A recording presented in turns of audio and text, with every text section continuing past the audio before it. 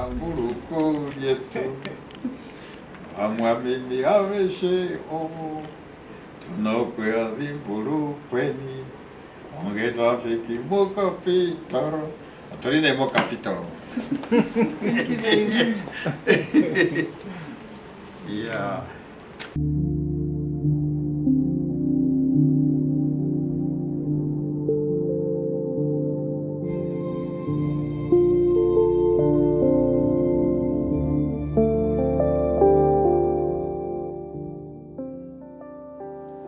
Well, of course, every Namibian was happy when we achieved our freedom and genuine independence, because colonialism was oppression and enslavement, and we rose with our heads up, and even though the apartheid regime of South Africa was more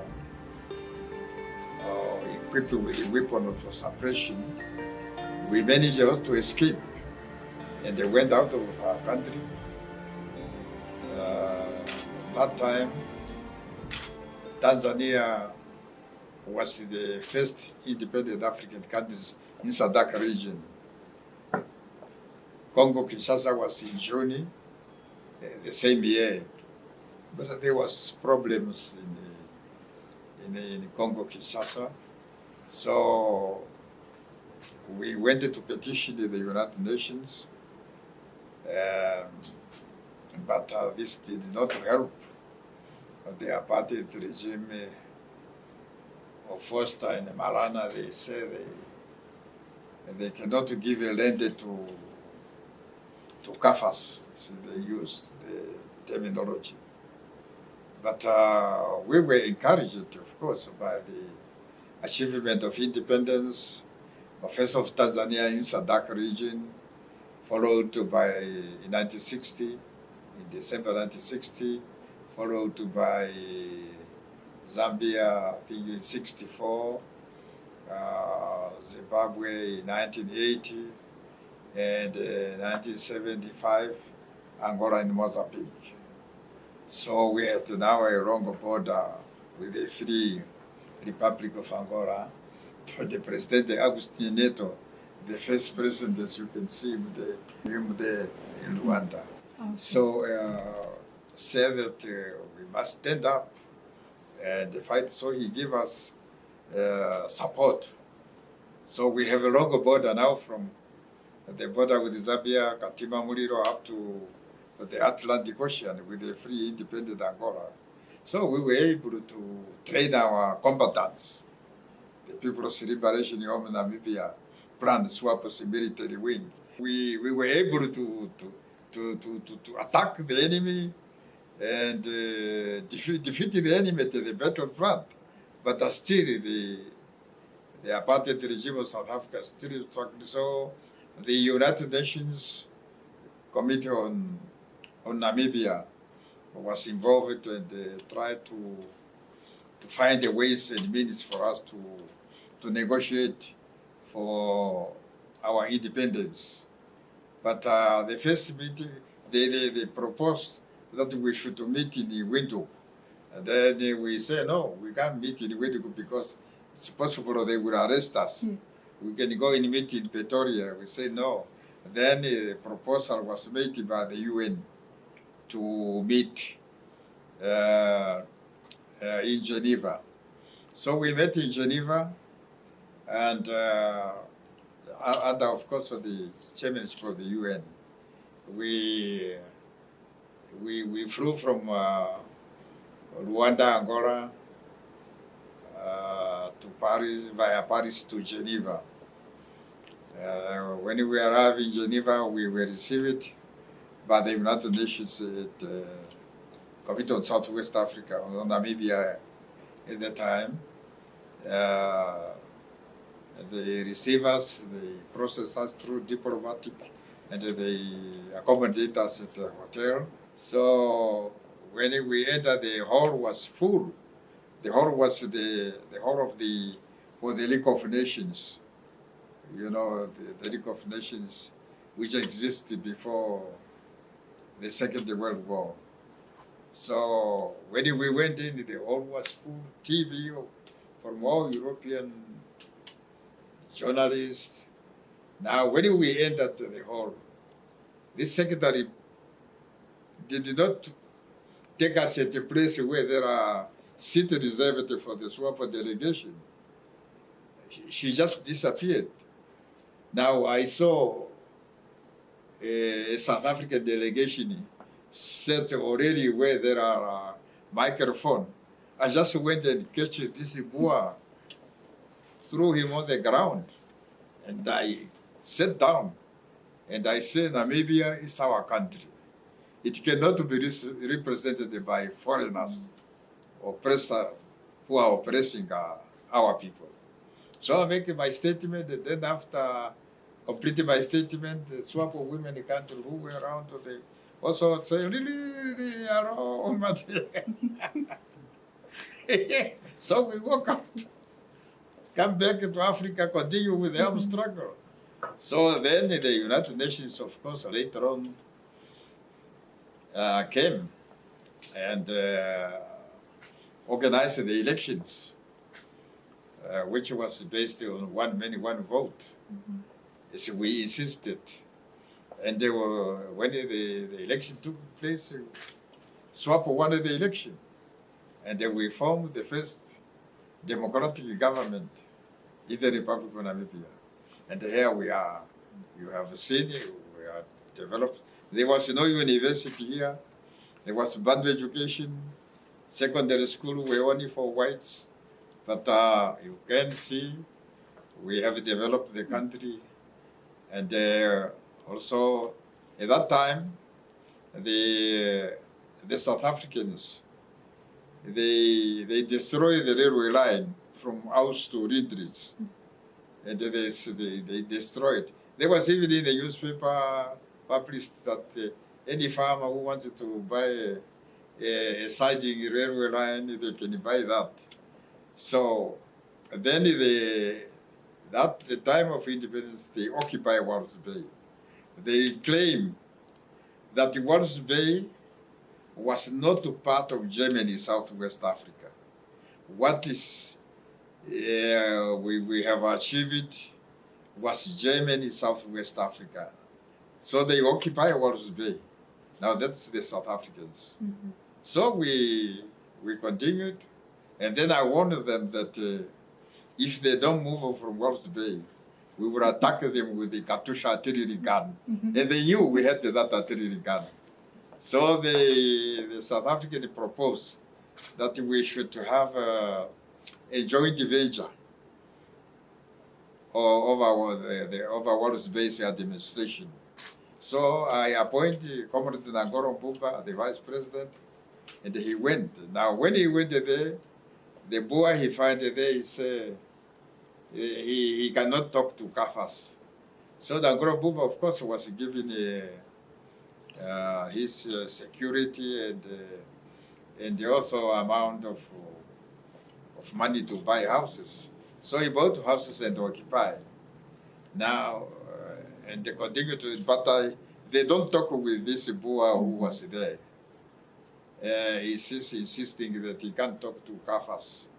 So, Kafas, you know, it means stupid people. So, one day, our commander-in-chief, commander of the Namibia police in Swakopmund, his name is Commander Nguo. He went to visit Nangolo Mbumba. But before he visited Nangolo Mbumba, he went to the police station just to pay a courtesy call to his counterpart. Now, when he entered the police station, the commander of the Boas was not there.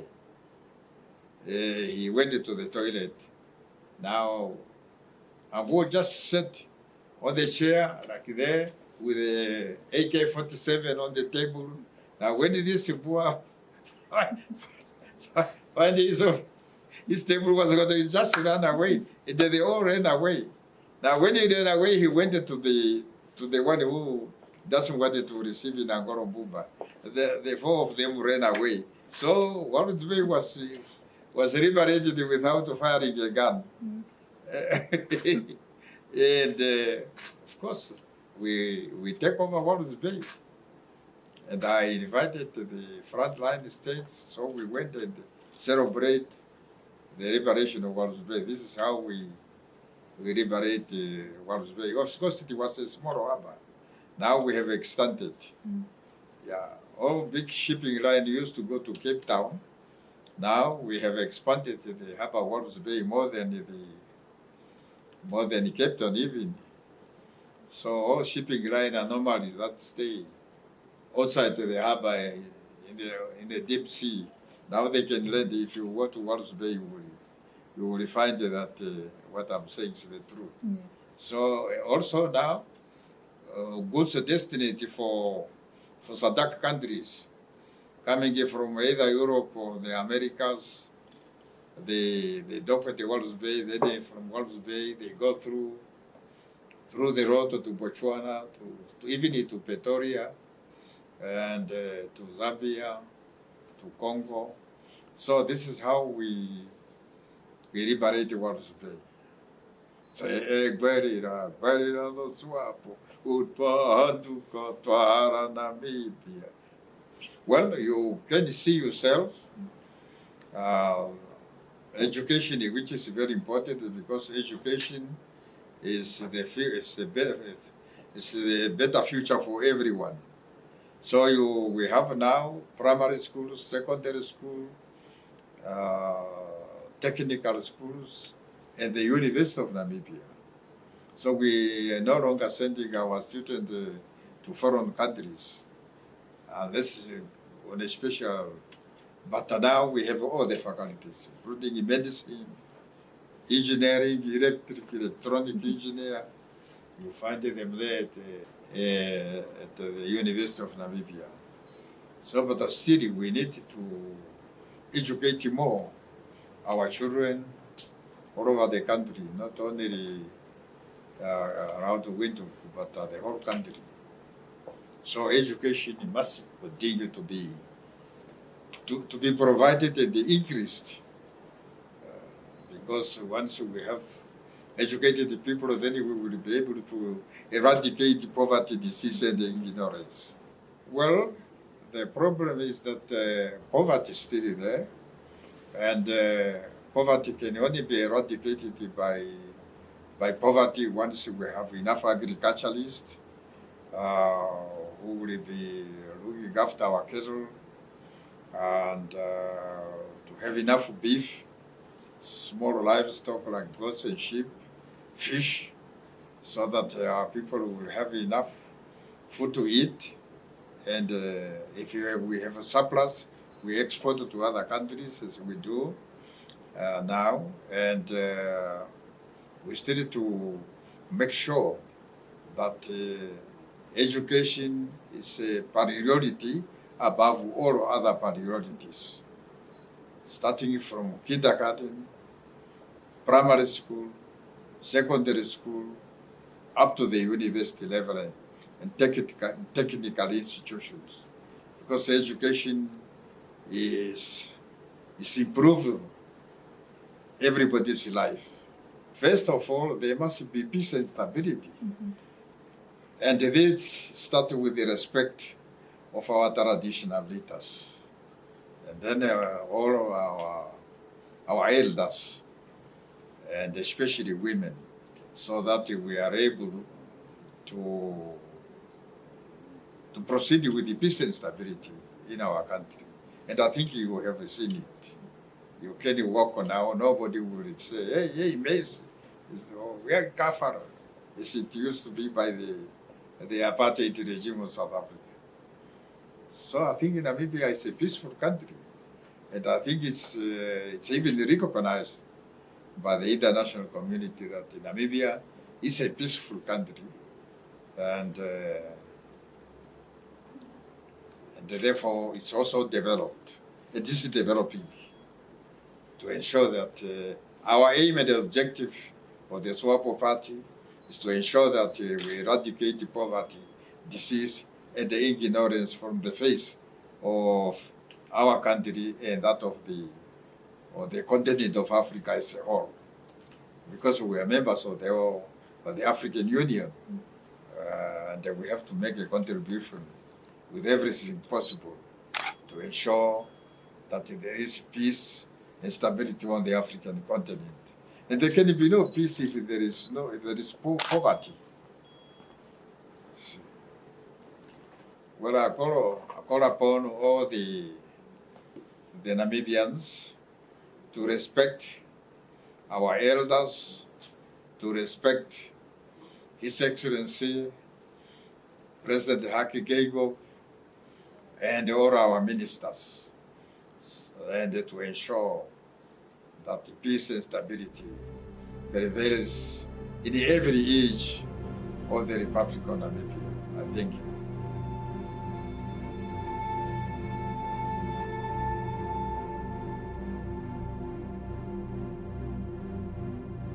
Thank you.